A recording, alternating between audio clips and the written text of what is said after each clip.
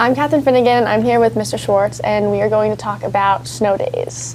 So, what are the factors that go into calling snow days? Well, first of all, thank you so much for asking about snow days. I think most people think that I just watch the news or kind of look out the window and guess. But the reality is that there's a lot of work that goes into figuring out whether we have to adjust our schedule regarding snow days. So for me, the snow day process starts with just keeping an eye on the horizon and the forecast. So try to keep an eye out 10 days. But as you all probably know, I'm sure all of our students and staff watch the weather pretty closely this time of year, that so the weather can change. So sometimes even just a couple days out, it won't look like there's any snow, but all of a sudden there will be some snow. So so I just try to keep my eye out there and then watch things as they come.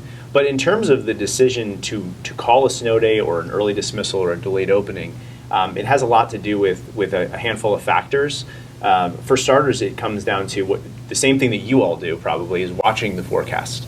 We specifically, I'm looking at, when I look at the forecast, I'm looking at the timing of the precipitation that's expected, the total quantity and duration of the precipitation, and the rate of the precipitation. And then as we get closer to the event, obviously the projections become more accurate. So it could be, we could have projection for snow on Friday, and that could change pretty significantly based on temperature changes and precipitation.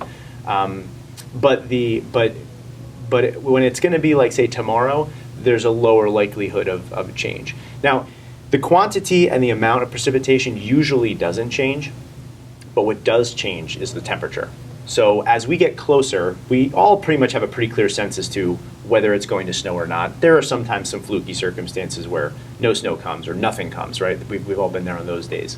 But when we get to a place where it's, say, tomorrow, like the projections for tomorrow, and it's going to be 6 inches of snow, it's probably not going to not snow. So we're probably going to get a range of like 3 to maybe 8 inches of snow. But what it's really going to come down to is how fast is it going to come down, and what's the temperature like. So the temperature comes in two different forms. The first is, what's the actual air temperature, and is it going to come down as snow, rain, or sleet.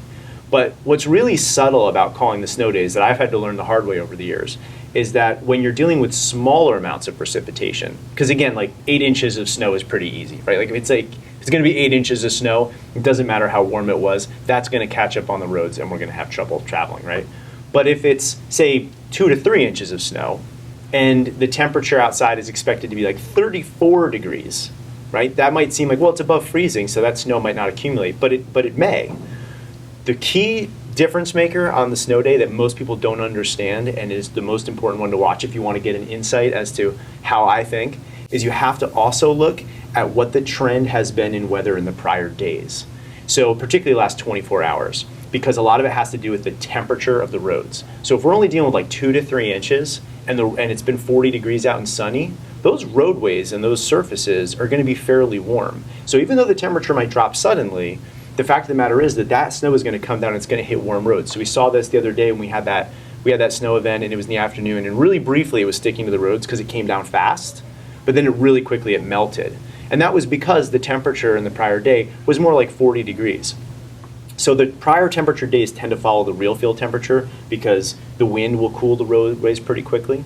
But when we get to the actual snow event, especially for the smaller events, if it's been very cold and we're going to see 2 to 3 inches and it's becoming pretty certain, then I try to let people know as far in advance as possible. Okay.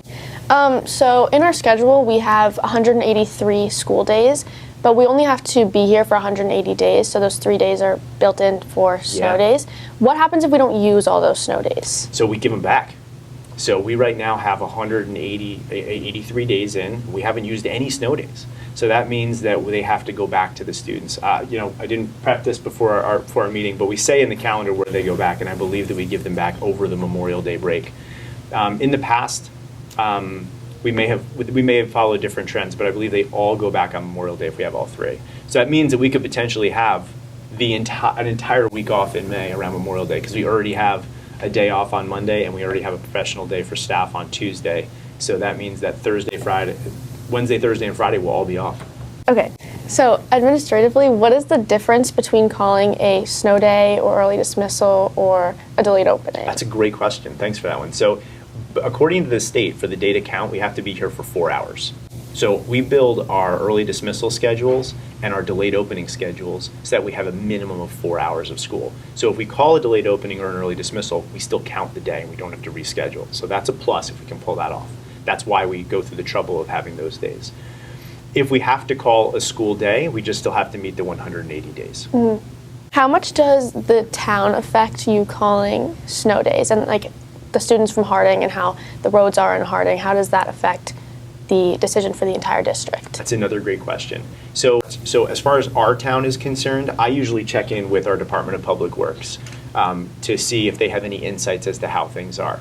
Generally speaking, because I'm the one who has to make the call the earliest, like the Department of Works knows there's an event, we need to be ready, and then they kind of take it as we come. But I have the pressure of having to make this call before people start arriving at school. So I'm frequently the one who has to make that call first. So usually the town plays a supporting role, and they'll give me a sense as to what their perceptions are. The town, I get involved with the town when we have a major snow event too, because they're the ones helping to clean things up. So we have a director of facilities and a facilities team. They're doing our local plowing, but when things get really bad, the borough will bring in big trucks to help pile the snow and move the snow. So when we're on like day 2 of a big storm and trying to open on day 3, they're really helpful in helping me project whether or not we can open school. But for the minor events, generally speaking, I'm more keeping the borough informed as to what I think we need to do as far as the schools are concerned. So I do end up being a bit on the front end of things because we have to call before we actually know what's going to happen. As far as Harding is concerned, I do coordinate with Dr. Spelker, the superintendent of Harding, very closely. We know that our families are very closely connected with Harding students coming to our school, and we generally try to, he's the number one person that I talk to consistently, so that way we're on the same page, because we really generally try to not be on different pages.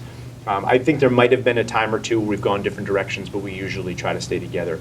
There's usually an email thread that starts with the superintendents in Morris County, and there's another one that's across a few other counties where everyone will start to share what they do. But the Morris County thread isn't all that helpful because Jefferson Township is in Morris County, and that is up in the mountains. And I used to work in Jefferson Township, and some of those roads are crazy up there. And if they get even a few inches, their roads become impassable. So up northwest, they tend to close or delay or do whatever sooner than those down here in the southeast of Morris County. So at the end of the day, it really is a unique decision that we have to make for our school district. Thank you so much for meeting with us and answering our questions about snow days. Thanks for the great questions. They were really fun.